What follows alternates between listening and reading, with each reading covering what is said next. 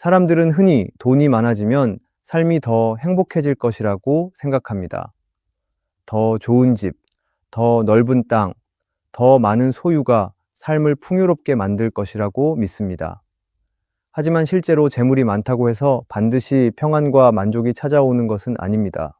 오히려 많은 재물이 삶의 짐이 되고 염려와 불안을 키우는 경우도 많습니다.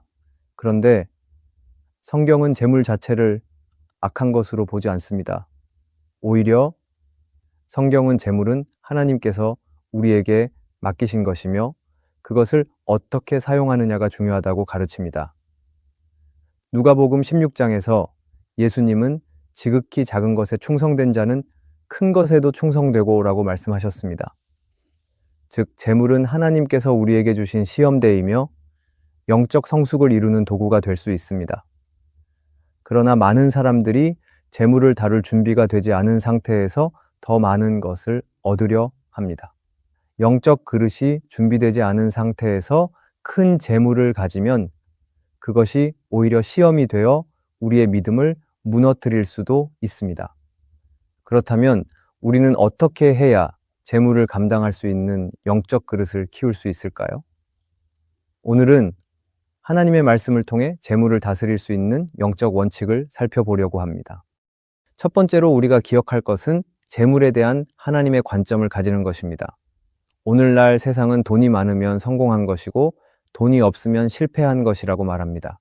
그러나 성경은 재물에 대해 전혀 다른 관점을 가르칩니다. 성경은 재물이 하나님께 속한 것임을 분명히 말합니다. 신명기 8장절에서 하나님은 이렇게 말씀합니다. 네, 하나님 여호와를 기억하라. 그가 내게 재물 얻을 능력을 주셨음이라. 이 말씀은 우리가 가진 모든 것은 우리의 노력만으로 얻어진 것이 아니라 하나님께서 허락하신 것이라는 것입니다.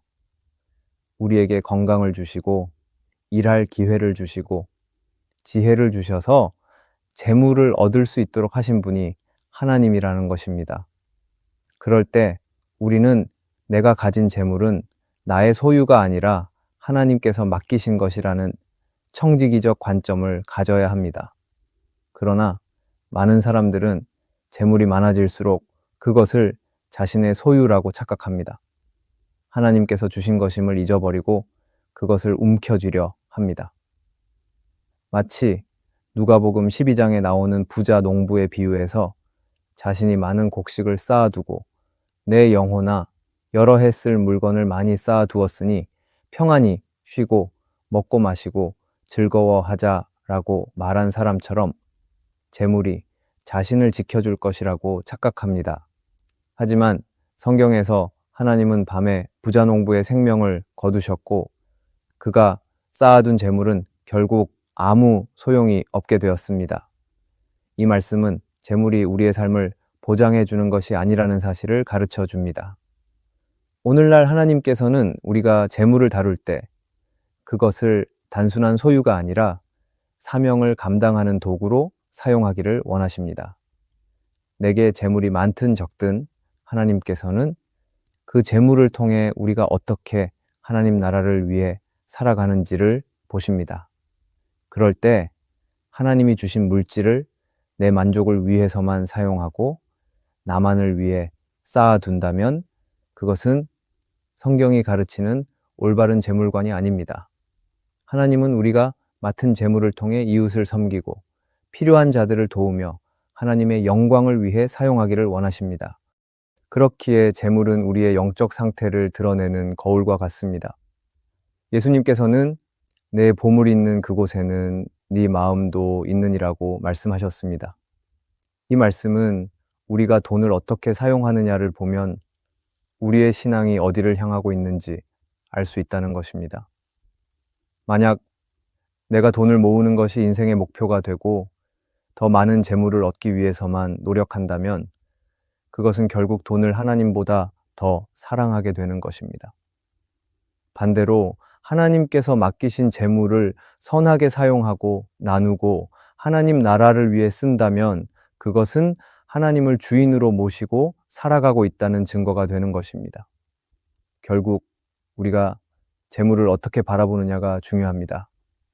성경은 재물이 많든 적든 하나님께서 우리의 필요를 채우신다는 믿음을 가지라고 가르칩니다. 그렇기에 우리는 재물이 하나님께서 맡기신 것임을 기억하고 그것을 청지기적인 마음으로 다루며 하나님 나라를 위해 사용할 때 우리는 재물을 감당할 수 있는 영적 그릇을 키워갈 수 있습니다. 오늘 나의 모습을 돌아보기 원합니다. 나는 재물을 어떻게 바라보고 있습니까? 혹시 재물이 나를 지배하고 있지는 않습니까? 나는 재물을 통해 하나님의 뜻을 이루어 가고 있습니까? 오늘 나의 시선이 세상의 기준이 아니라 하나님께 맞추어져 있는지를 점검해 보기 원합니다. 재물이 우리의 인생을 보장해 주는 것이 아니라 오직 하나님만이 우리의 인생을 책임지시고 우리의 필요를 채워주시는 분임을 기억하기를 바랍니다.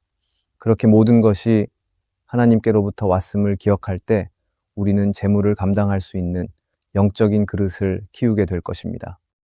우리가 두 번째로 기억할 것은 돈이 아닌 하나님을 주인으로 삼아야 한다는 것입니다.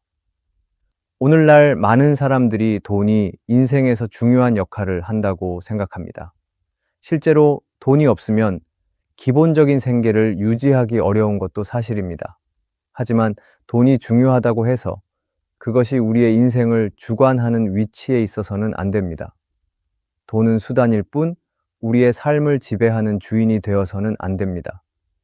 예수님은 누가복음 16장에서 말씀하였습니다.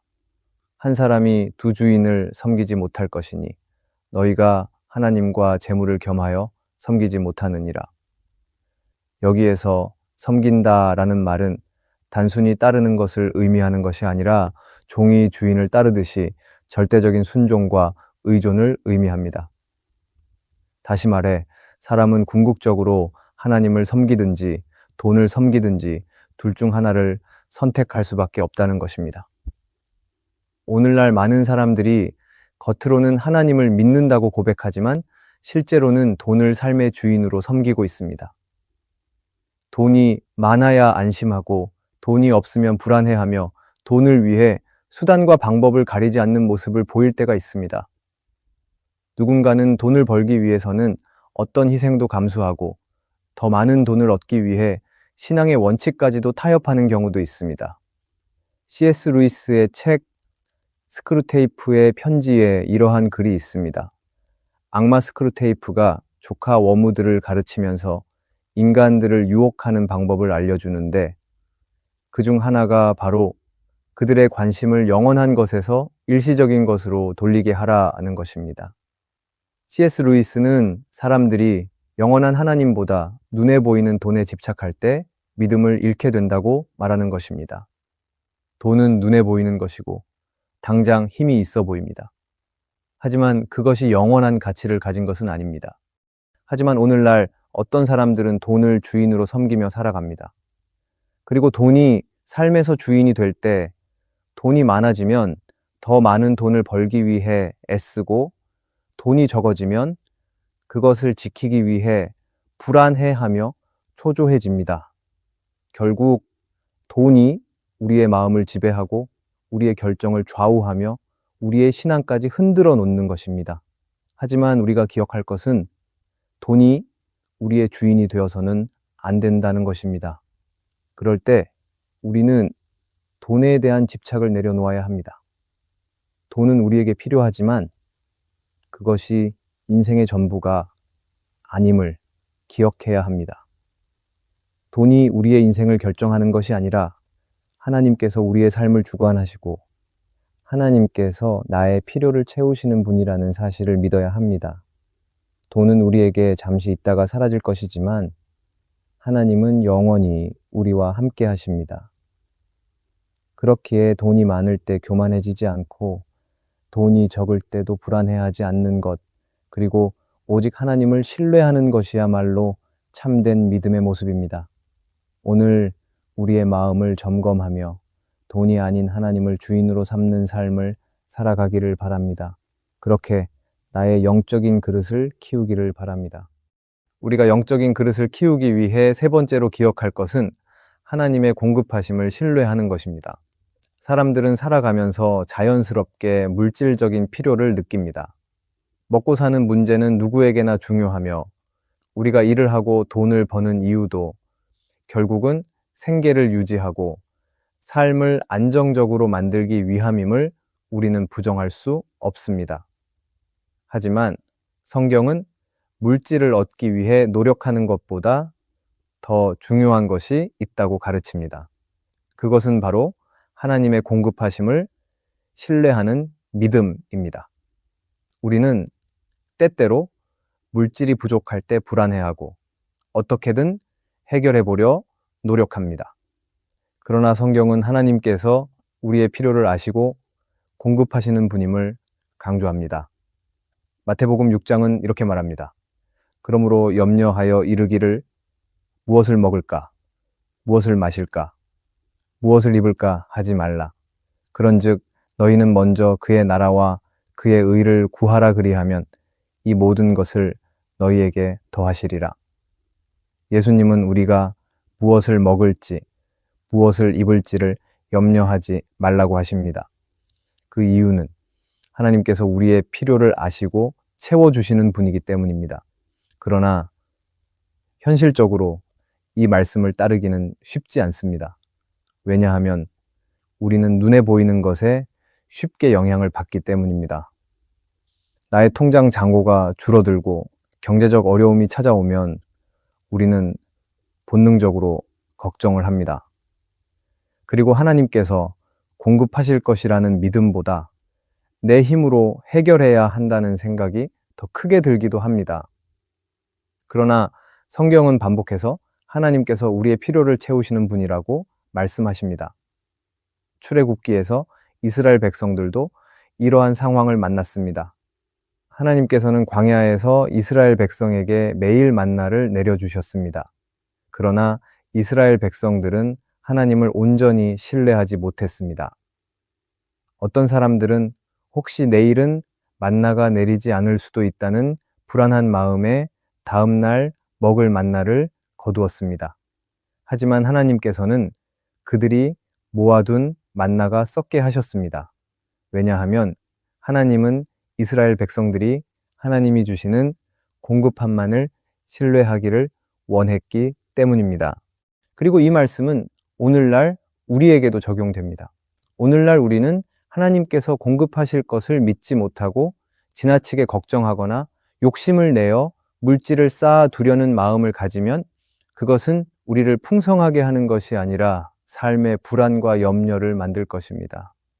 하지만 반대로 하나님만을 신뢰하게 된다면 재물의 많고 적음과 상관없이 마음의 평안을 만날 것입니다. 하지만 우리가 기억할 것은 여기에서 하나님의 공급하심을 신뢰한다는 것은 단순히 하나님이 채워주실 거야 라고 생각하는 것이 아니라 우리의 삶 속에서 실제로 하나님의 채우심을 경험해야 한다는 것입니다. 빌립보서 4장에서 바울은 이렇게 말합니다. 나는 비천에 처할 줄도 알고 풍부에 처할 줄도 알아. 모든 일, 곧 배부름과 배고픔과 풍부와 궁핍에도 처할 줄 아는 일체의 비결을 배웠노라. 내게 능력 주시는 자 안에서 내가 모든 것을 할 수 있느니라. 이 말씀은 바울이 풍족할 때도 부족할 때도 하나님을 신뢰하는 법을 배웠다고 말하는 것입니다. 그리고 이것이야말로 우리가 배워야 할 신앙의 성숙입니다. 오늘날 하나님께서 나의 공급자라는 사실을 믿을 때 우리는 돈이 많아도 교만하지 않고 돈이 적어도 불안하지 않게 될 것입니다. 지금까지 살아오면서 하나님께서 채워주신 순간들을 떠올려 보기 원합니다. 내가 예상하지 못한 방법으로 하나님이 길을 열어주었던 순간들이 있지 않습니까? 나에게 필요한 것을 완벽한 시간에 채워주셨던 경험이 있지 않습니까? 사람들은 종종 계획을 세우고 자기 능력 안에서 모든 문제를 해결하려고 합니다. 하지만 우리는 나의 계획과 계산을 내려놓고 하나님께 맡기는 법을 배워야 합니다. 그렇게 하나님께서 나를 책임지신다는 확신을 가지고 살아갈 때 우리는 불안과 두려움에서 자유로워질 수 있습니다. 그리고 하나님만이 나의 공급자이심을 믿을 때 나의 영적인 그릇은 더욱 자라날 것입니다. 오늘날 재물은 우리의 삶에서 중요한 부분을 차지하지만 그것이 우리의 신앙과 삶을 지배해서는 안 됩니다. 이 땅을 살아가는 우리의 목표는 돈을 많이 버는 것이 아니라 하나님이 기뻐하시는 방식으로 살아가는 것이 되어야 합니다. 그럴 때 우리는 하나님께 재물의 축복을 부어달라고 기도하기 전에 먼저 재물을 감당할 수 있는 영적인 그릇을 키워야 합니다. 나의 영적인 그릇이 커지지 않으면 재물은 우리를 무너뜨리는 독이 될 수도 있습니다. 오늘도 하나님을 신뢰하며 재물을 다스릴 수 있는 영적인 그릇을 키우기를 바랍니다. 하나님께서 우리에게 주신 것들을 올바르게 감당하며 주님이 원하시는 삶을 살아가는 우리가 되기를 바랍니다. 오늘의 말씀이 은혜가 되셨다면 댓글에 아멘이라고 적어주시면 감사하겠습니다. 여러분들이 남겨주시는 댓글은 정말 큰 힘이 됩니다. 그리고 여러분들이 눌러주시는 좋아요와 구독도 큰 힘이 됩니다. 오늘도 함께 해주셔서 감사합니다.